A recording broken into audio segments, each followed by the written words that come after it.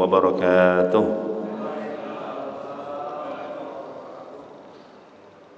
Bismillahirrahmanirrahim. Innal hamdalillah nahmaduhu wa nasta'inu wa nastaghfiruh wa na'udzu billahi min shururi anfusina wa sayyiati a'malina.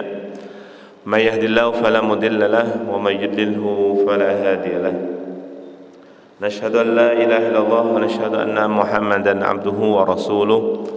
Salatan wa salaman daimaini mutalazimaini ala nabiyil karim Muhammadin sallallahu alaihi wasallam wa ala alihi wa ashabihi wa man tabi'ahum bi ihsanin ila yaumiddin. Qala Allah Ta'ala fi kitabihil karim, a'udzu billahi minasyaitonir rajim. Bismillahirrahmanirrahim. Ya ayyuhalladzina amanu taqullaha haqqa tuqatih wa la tamutunna illa wa antum muslimun. Wa fi ayatin ya ayyuhalladzina amanu taqullaha wal tanzur nafsum ma qaddamat lighad wattaqullaha innallaha khabirum bima ta'malun. Amma ba'd, hadirin sidang salat Jumat, sidang salat kuliah subuh Masjid Al-Qahinur yang dirahmati Allah Subhanahu wa taala. Bagaimana kabarnya Bapak, Ibu-ibu? Masyaallah. Ya, semangat ya. InsyaAllah mudah-mudahan Allah berikan istiqamah dan semoga Allah berikan kesehatan, keberkahan. Dan mari kita doakan ayahanda Haji Idrus sekeluarga serta bapak-bapak, ibu-ibu jamaah Muhammadiyah dan jamaah Masjid Al-Qahinur serta ibu-ibu Aisyah yang hari ini ataupun di pekan-pekan ini diberikan musibah sakit, karena memang kondisinya memang lagi pancaroba ya. Ustadz juga baru sepekan yang lalu batuk, tapi alhamdulillah nggak ada demamnya. Batuknya bukan karena apa-apa, karena minum es kopi. Lagi anak-anak panas minum es kopi. Besoknya dihantam sama jus alpukat lagi. Jadi radang dan masih terasa sisa-sisa batuk. Dan alhamdulillah Allah berikan kesehatan dan tetap tenang ya, tetap tenang, tetap memohon perlindungan kepada Allah Subhanahu wa taala. Dan mudah-mudahan ini konon ceritanya lagi naik kembali ya. Bahkan ada himbauan dari Masjid Al-Istiqlal dan MUI karena kondisinya sudah mulai naik kembali, dimohon untuk menjaga diri kita, keluarga kita. Dan tentu karena sudah mendekati bulan suci Ramadan, mudah-mudahan ini di pekan ini diselesaikan musibah pandemi Covid dalam bentuk varian baru ya. Dan semoga Allah berikan kesehatan kepada kita semua, dan semoga Allah berikan kemudahan, keberkahan, dan semoga Allah memberikan kekuatan agar kita bisa melaksanakan siam Ramadan di bulan suci Ramadan di tahun ini. Tinggal hitungan hari ya. Bulan apa kira-kira? Ini Februari, Maret, April ya. Bulan April sudah mendekati bulan suci Ramadan. Hari ini Ustaz ingin menyampaikan terkait tentang salah satu yang menjadi kebiasaan kita, maka ini menjadi pengingat. Dan ternyata terkadang dari hal-hal yang remeh-temeh ya, terkait tentang hujan dan musim hujan, ada adab dan fikihnya. Kalau adab bicara tentang sikap, kalau fikih bicara tentang hukumnya.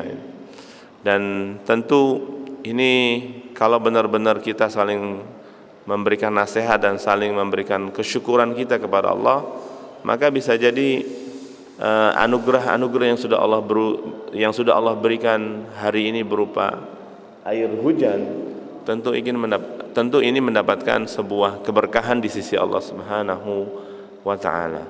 Baik. Ini ya pembahasan beberapa yang akan kita bahas. Karena udah 5:30, coba cepet banget ya waktu. Baik, bismillahirrahmanirrahim. Yang pertama ini yang harus kita pahami ya. bahwa semua komponen kehidupan itu Allah berikan sebuah kehidupan. Ini paradigma yang pertama. Ini materi iman ya. Termasuk corona itu materi iman sebenarnya. Tinggal bungkusannya aja, packagingnya saja, dialognya saja. Ya, bahwa hujan itu adalah bicara tentang iman. Kok iya? Lah betul. Ini hubungannya dengan akidah, hubungannya dengan tauhid. Ya. Hari ini kita minum air putih, hari ini kita makan semangka, makan buah, sayur-sayuran ya. Kita tahunya apa yang disodorkan oleh ibu-ibu kita, tapi di sanalah sebuah penguatan iman. Maka ini penting kita pahami di anak-anak dan di cucu-cucu. Nah, inilah yang membedakan konsepsi pendidikan di luar Islam di sana dengan konsepsi pendidikan Islam. Ya. Kalau pendidikan Islam, semua komponen itu harus diarahkan kepada iman. Itulah kenapa pembangunan kejiwaan ya, ini mumpung ada pakar pendidikan ini dari Cilodong ya.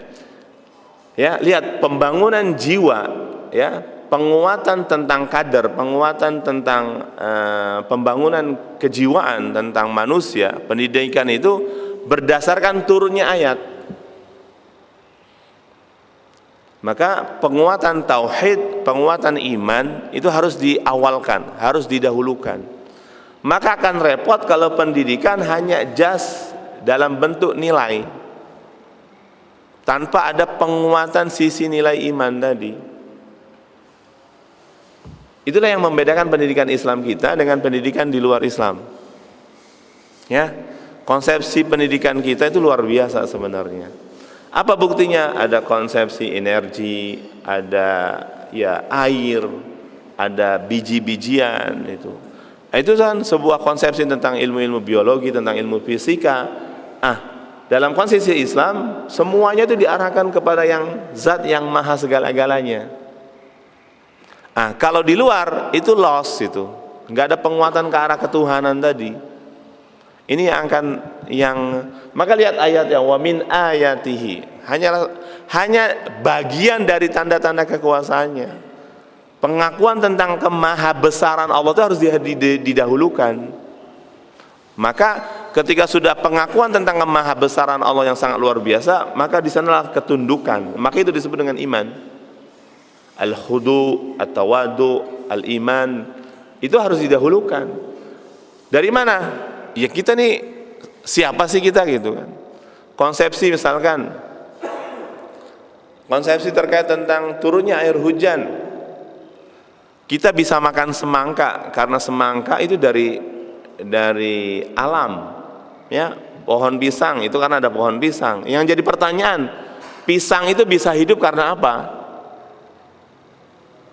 Kalau sekedar ini adalah pisang, bahkan lebih parah lagi kalau paradigmanya ini adalah pisang, ini adalah saya yang mencipta, saya tinggal makan, saya tinggal apalagi berusaha menguatkan ke arah sana, ya sudah hilang itu rasa nilai ketuhanan di hadapan Allah Subhanahu wa taala. Ini yang perlu dipahami. Maka di sini bicara wa min ayatihi, dan di antara tanda-tandanya. Sama prosesi pernikahan kan bicara di dalam surat Ar-Rum ayat 21, wa min ayati an khalaqalakum min anfusikum azwaja. Dan dari salah satu tanda-tanda kekuasaannya kita dicipta oleh dua pasangan. Kalau semuanya cowok kira-kira ada kehidupan enggak? Kalau semuanya cewek kira-kira ada kehidupan enggak? Dan itu bukti kekuatan Allah, dan itu bukti kekuasaan Allah Subhanahu wa taala. Ini pun sama. Wa min ayatihi annaka taral arda khasya.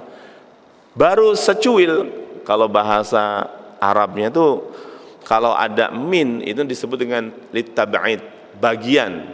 Jadi bukan seluruhnya. Ini adalah bagian. Ini bahasanya Allah luar biasa. Hanya bagian kecil dari tanda-tanda kekuasaan Allah Subhanahu wa taala. Maka dari sisi ayat saja sudah ada rasa ini, ada sebuah rasa at-ta'aruf, merasakan sebuah pengakuan, kesadaran tentang bahwa Allah itu luar biasa. Itu disebut dengan iman. Ya. Wa min ayatihi annaka taral arda, bahwa engkau melihat bumi kering dan gersang. Ya. Maka apabila kami turunkan air di atasnya, niscaya ia bergerak dan subur. Maka penting di saat kita bawa anak-anak, bawa cucu itu ketika lagi mendung, itu kan prosesi turunnya air hujan itu kan dahsyat banget itu. Sehingga mereka harus merasakan ketundukan di hadapan Zat yang Maha Pencipta. Itu yang disebut dengan pengajaran, penanaman akidah kepada anak-anak kita dan cucu kita. Semua komponen kehidupan kita bisa diarahkan ke sana. Ya. Maka apabila kami turunkan air di atasnya, niscaya ia bergerak dan subur. Ya. Menggerakkan semuanya dan menyuburkan semuanya. Kemarin saya Jumatan di Masjid Raya Taman Yasmin Bogor. Ya. Maka sejenaklah kepada Zat yang Maha Hidup, yang menghidupi kita, bahkan menjadi sumber kehidupan kita. Maka penting Al-Qahinur juga harus ada sebuah kajian tazkiyatun nafs di perkantoran, ya, di kelas-kelas middle class. Sekarang sudah ramai namanya middle class. Orang-orang semakin hijrah dari sebuah pemahaman jahiliyah seakan-akan itu materi sebagai tujuan utama, gaya hidup yang hari ini hedonis itu menjadi sebuah gaya hidup yang paling trendy. Ternyata sekarang mereka bergerak kepada gaya hidup secara Islami, ya, secara Islami, memahami bahwa Dialah Allah Zat yang Maha Hidup. Maka hanya sebatas landaian kehidupan. Maka lihat zakatnya, infaknya, sedekahnya, mereka jor-joran di hadapan Allah Subhanahu wa taala. Kalau orang di luar Islam memahami, ya endingnya adalah nanti hanya kematian saja. Padahal konsepsi kehidupan kita adalah adanya kehidupan setelah Allah matikan kita.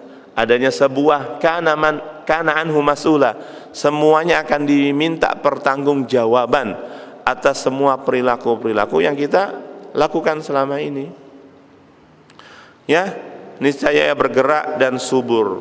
Ada pohon mangga, pisang, semangka, kangkung. Ya kita taunya rumah makan, di sana ada banyak makanan. Padahal siapa yang memberi makanan? Bukan gaji kita, bukan hasil jerih payah usaha kita, kerja kita yang bergaji-gaji, bukan.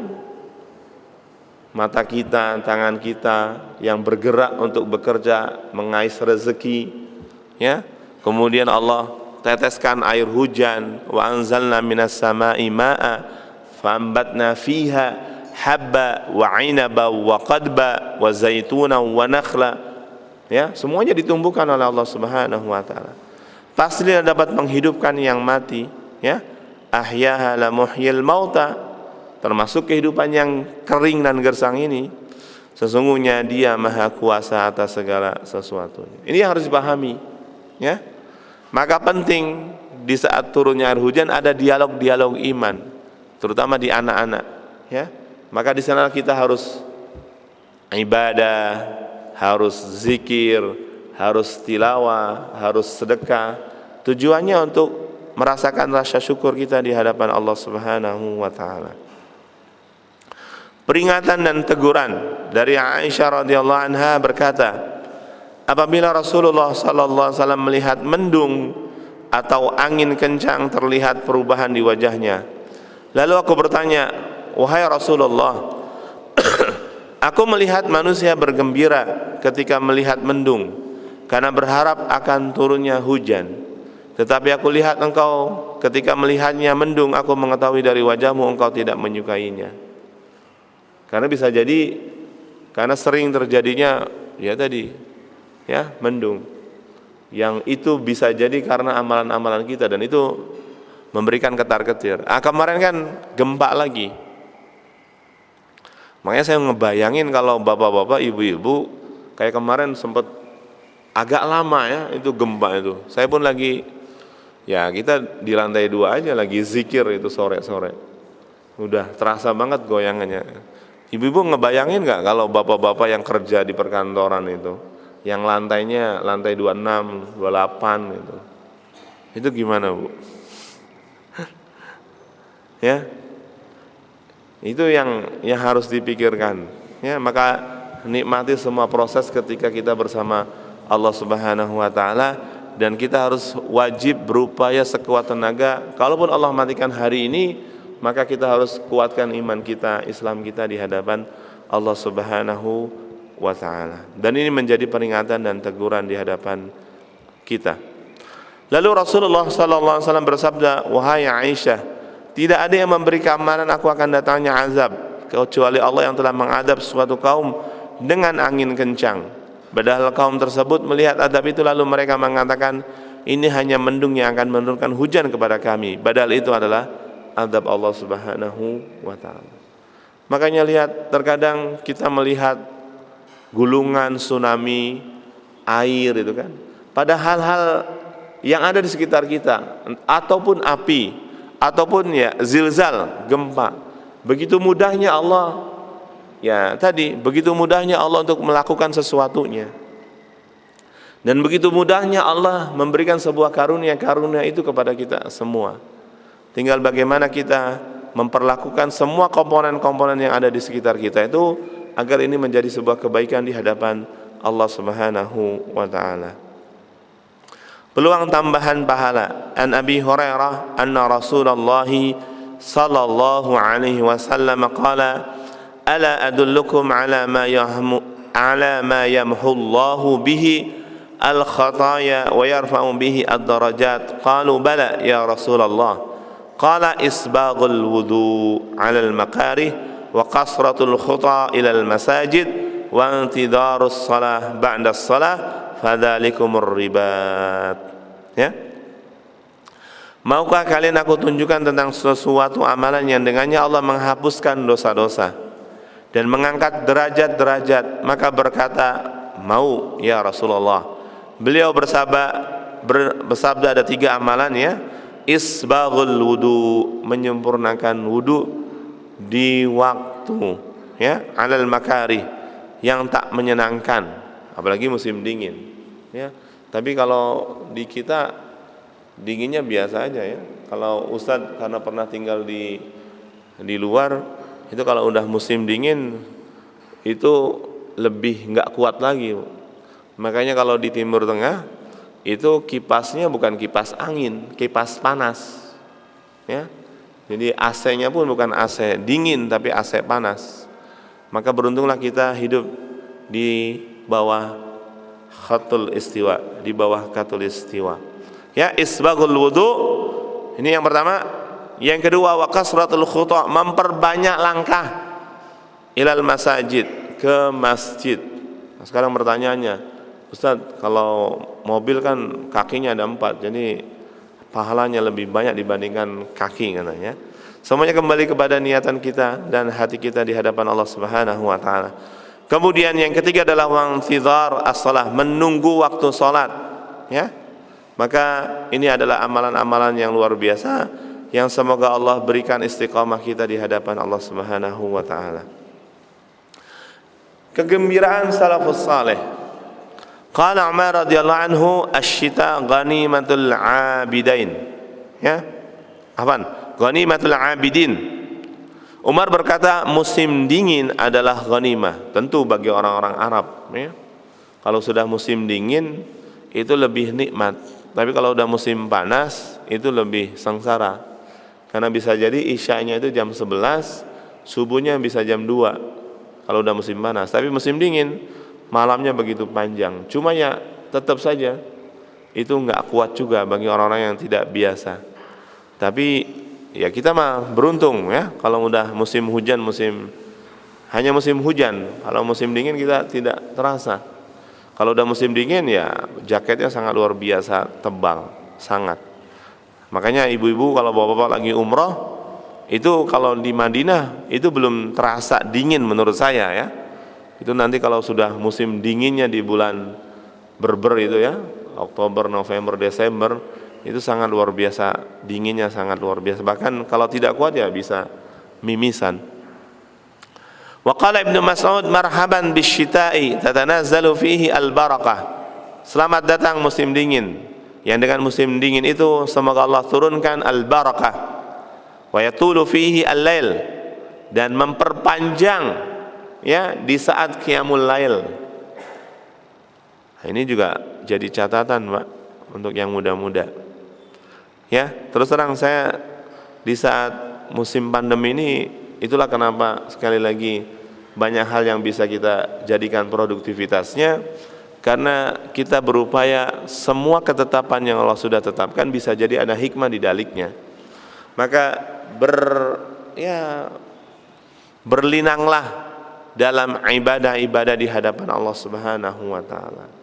Coba sudah harus dibiasakan jam 2:30 atau jam 3, kemudian qiyamul lail, kemudian tilawah, kemudian melakukan amalan-amalan yang mulia di hadapan Allah, curhat di hadapan Allah, itu akan terasa nikmatnya, ya. Wa yaksuru fihi an-nahar. Ya, itu kalau udah musim dingin. Sedangkan siangnya semakin pendek untuk berpuasa. Itu sebuah kenikmatan, anugerah di musim asy-syita, musim dingin. Wa qala al-Hasan, "Na'am, zamanul mu'min asy-syita, lailuhu tawil, yaqumuhu wa naharuhu qasir, yasumuhu." Ya? Ya, betul. Waktu di musim dingin itu bagi orang-orang yang beriman, malamnya dipergunakan agar menikmati malam-malam panjangnya untuk qiyamul lail, dan siangnya sangat pendek untuk melakukan ibadah saum. Walida bakal mujtahiduna 'ala tafrid in faratu fi layali syita bi 'adamil qiyam wa fi naharihi bi 'adamis siyam. Ya. Itu beberapa catatan di salafus saleh. Sekarang sisi adab dan etika di musim hujan. Ini etikanya. Ya, terkadang kalau udah musim hujan, bagi pekerja atau karyawan yang pulang sore, mudah-mudahan mereka tidak mengeluh, lah hujan lagi.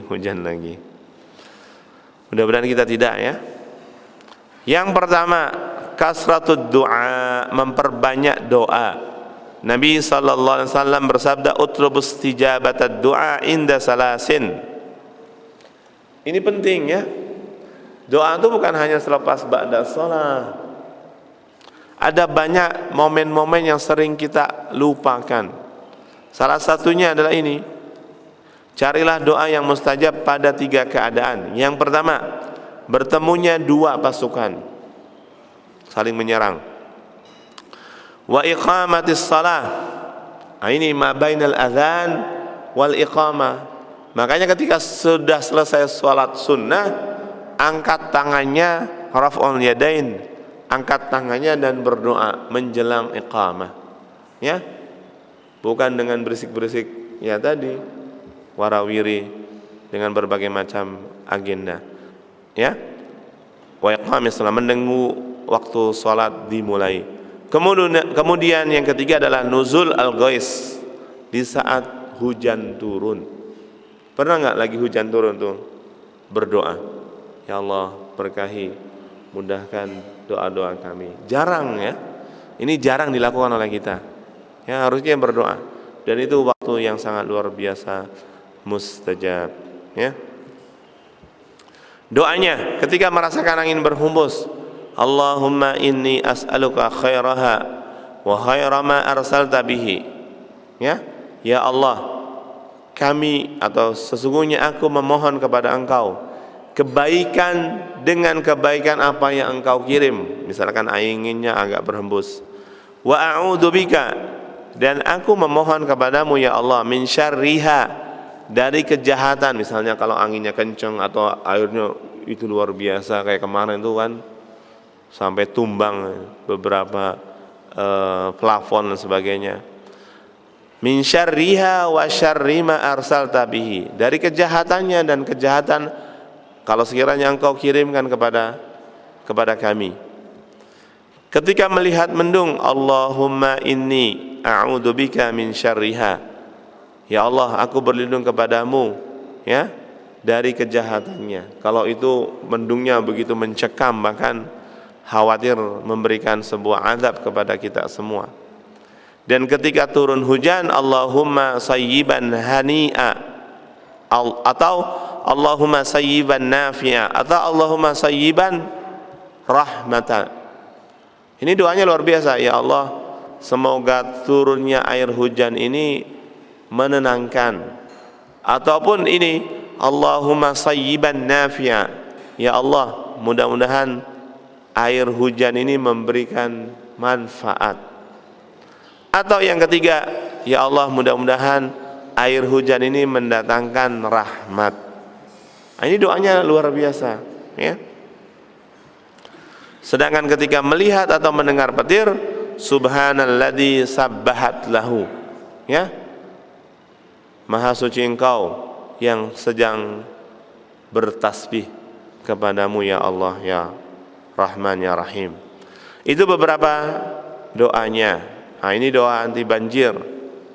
Allahumma hawalaina wala alaina, Allahumma al-akami wal jibali wal dhirabi wa butunil awdiyati wa manabitis syajari.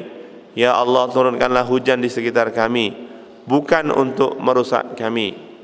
Ya Allah, turunkanlah hujan ke dataran tinggi, gunung-gunung, bukit-bukit, perut lembah, dan tempat tumbuhnya pepohonan. Dan yang terpenting lagi, ini doa kita adalah apa?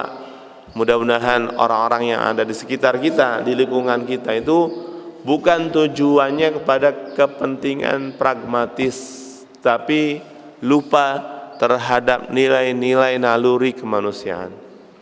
Ada yang tipikalnya unsurnya adalah unsur bisnis, semua pohon ditebangi sehingga tidak ada akar pohon sebagai penguat, ya, karena semuanya diarahkan untuk ya macam-macam, bisa untuk jalan tol, bisa untuk apartemen, bisa untuk pembangunan. Makanya kemarin pun sedih yang di Medan itu kan. Jadi teman punya rumah di belakang sungai, baru seumur-umur sudah belasan tahun, itu ternyata air hujannya luar biasa deras, dan ternyata itu air hujan datang dengan gelondongan kayu-kayu karena pohonnya dan hutannya itu ditebangi oleh segelintir orang. Na'udzubillah summa na'udzubillah. Mengambil berkah air hujan. Anas berkata, kami bersama Rasulullah sallallahu alaihi wasallam pernah kehujanan. Lalu Rasulullah sallallahu alaihi wasallam menyingkap bajunya hingga terguyur hujan. Kemudian kami mengatakan, ya Rasulullah, mengapa engkau melakukan demikian? Kemudian Rasulullah bersabda, in la'annahu hadisun ahdi bi rabbih ta'ala, karena dia baru saja Allah ciptakan. Ini mengambil berkah air hujan, dan diperbolehkan berwudu dengan air hujan, ya.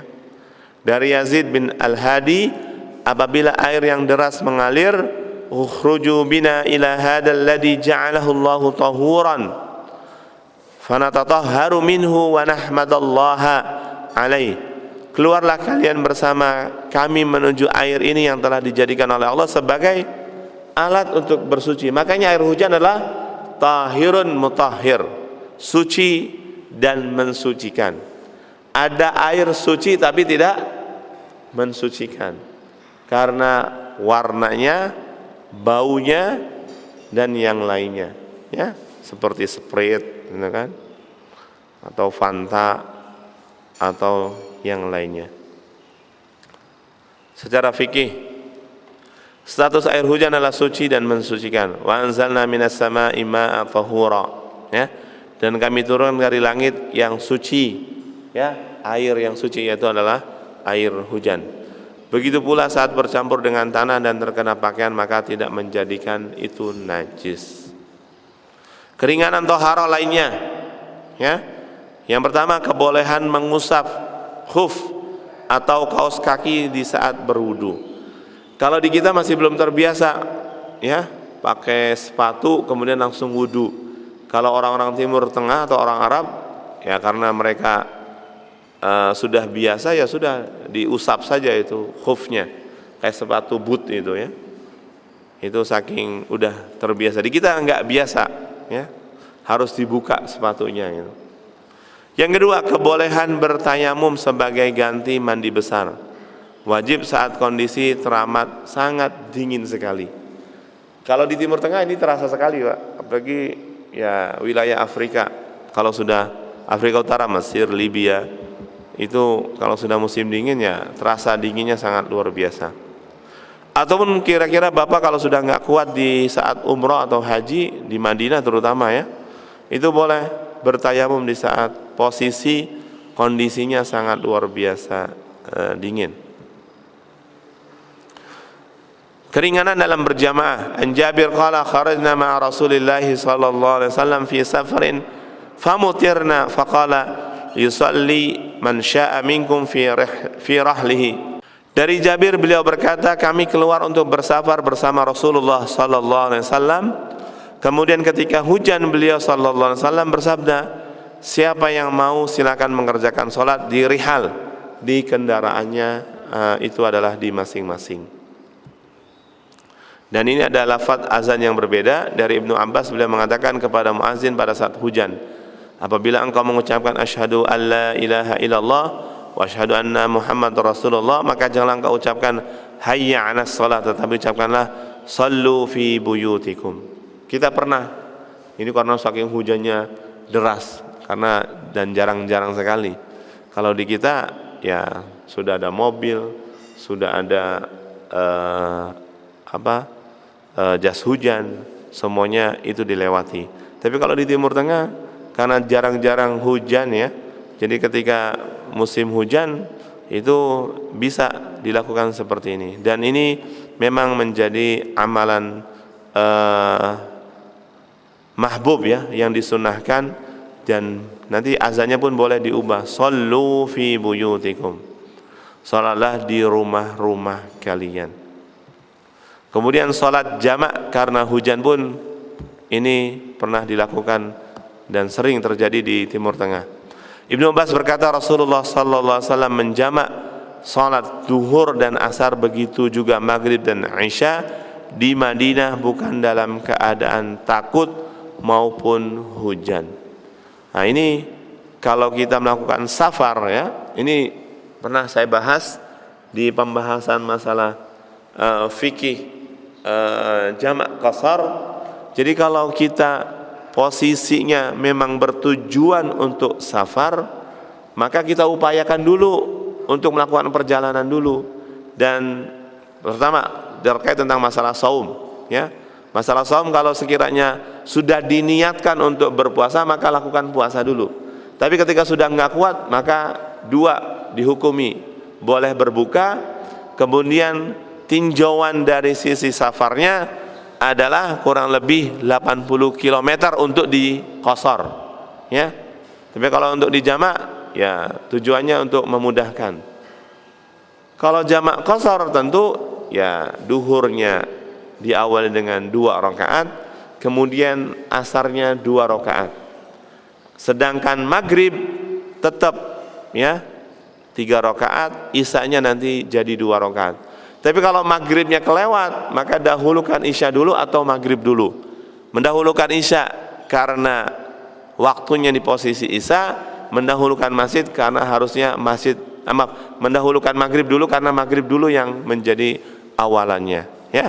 Seperti itu. Tapi kalau kita, ini menjadi catatan, kalau kita lagi bermakmum kepada yang mukim, misalkan duhurnya 4 rakaat ya sudah ikuti duhurnya 4 rakaat sesuai dengan imam yang di masjid di saat kita melakukan perjalanan. Baru nanti asarnya kita jamak qasar untuk mimbab ini sunnah jamaahnya. Yang kedua, hal ini menandakan bahwa jamak ketika hujan sudah ma'ruf dikenal di masa Nabi sallallahu alaihi wasallam. Dan ini dikhususkan ketika salat di masjid. Jadi saya kira itu sebagai gambaran terkait tentang masalah permasalahan terkait tentang adab dan fikih di musim penghujan sebagai penguatan kita dalam proses amalan-amalan sehari. Dan saya buka tanya jawab biar agak lebih banyak obrolan kita terkait tentang beberapa hukum, boleh terkait tentang tema ini atau boleh terkait tema tentang yang lainnya. Saya berikan kesempatannya. naktafi bihadzal qadar, nahtim bihamdillah, alhamdulillah rabbil alamin, subhanaka allahumma bihamdika asyhadu an la ilaha illa anta, nastaghfiruka wa natubu ilaik. Assalamualaikum warahmatullahi wabarakatuh. Saya kembalikan kepada MC.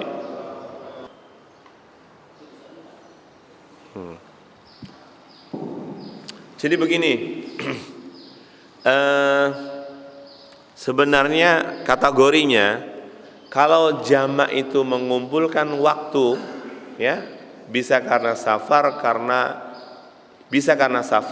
atau karena ada masyaqqah, ada beban atau rintangan yang dihadapi, atau karena ada kebutuhan, itu ya.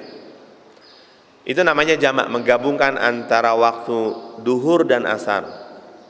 Kalau jamak takdim itu diawalkan, berarti sholatnya ada di waktu duhur. Kalau kita belum duhur, maka kita menjamaknya disebut dengan jamak takhir di waktu asar. Pertanyaan Bapak tadi apa bahasanya?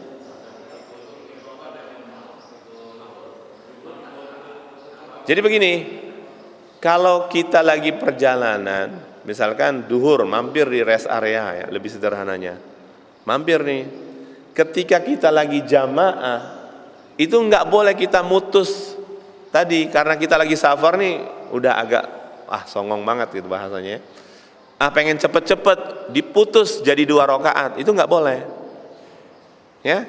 Selesaikan dulu bersama imam mukim, ya. Sebaliknya, ini mohon maaf, kasus yang beda nih. Kalau imamnya seorang musafir, ya, imamnya seorang musafir, karena dia lagi mau OTW ke Jawa misalkan, tiba-tiba kan biasanya mampir ke masjid kampung gitu kan, masjid atau masjid dekat jalan misal ya. Tiba-tiba datang orang yang mukim, yang imamnya ini musafir, dia 2 rakaat duhurnya. Seorang mukim itu nggak boleh duhurnya 2 rakaat, karena tidak kena beban dia apapun, maka wajib menambahkan menjadi 4 rakaat. Begitu, itu beda kasus. Pertanyaannya, kalau kasus tadi kita berimam, ya, menjadi makmum dengan imam tetapnya di masjid area 4 rakaat, selesai itu maka pilihannya boleh jamak atau pilihannya boleh jamak qashar. Kalau kehati-hatian kondisinya, ini mah saya nggak punya rintangan berat gitu. Ya, misalkan mohon maaf, yang diberlakukan qashar itu karena satu masyaqqah, rintangannya berat, perjalanannya jauh, kurang lebih 80 km. Atau memang ada beberapa ulama yang memang ketika kita sudah keluar dari rumah, itu kategorinya adalah as-safar, mau ditinjau dari sisi jarak dekatnya, itu disebut dengan seorang musafir. Ada yang ulama berpendapat seperti itu. Ada yang melihat tinjauannya dari rasa masyaqqahnya, jaraknya pendek, Jakarta Depok, tapi macetnya sampai 5 jam 8 jam misal, maka itu diberlakukan jamak qashar. Yang rada ringan memang jamak, ya, itu ditinjau dari sisi rasa, apakah ini masyaqqahnya terasa berat atau tidak. Yang kedua, ditinjau dari sisi jarak tempuhnya. Begitu Pak. Jadi Bapak boleh pilih sebenarnya mau di jamak atau di qashar, atau digabung jamak qashar. Begitu. Kalau pilihannya jamak, berarti ya asarnya 4 rakaat, itu namanya jamak. Tapi kalau pilihannya jamak qashar, jadi 2 rakaat, begitu. Paham ya? Bingung ibu-ibu? Mudah ini insyaallah. Sebenarnya emang syariat kita itu luar biasa. Saya melihat yang belum itu sholat di atas kendaraan,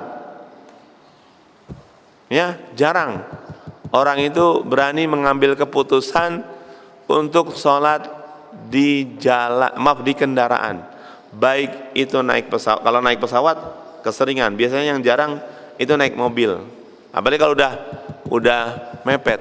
Saya pernah posisi macet itu, ya sudah di depan sudah nyetir sambil sholat, saking waktu itu udah mepet, padahal masih sekitar sini, udah mepet, saya belum sholat asar, ya sebentar lagi mau masuk maghrib, ya mau ngambung, ambil keputusan, ambil wudhu dengan kondisi tayamum, kemudian sholat sambil megang setir, karena sudah posisinya udah mau menjelang waktu maghrib.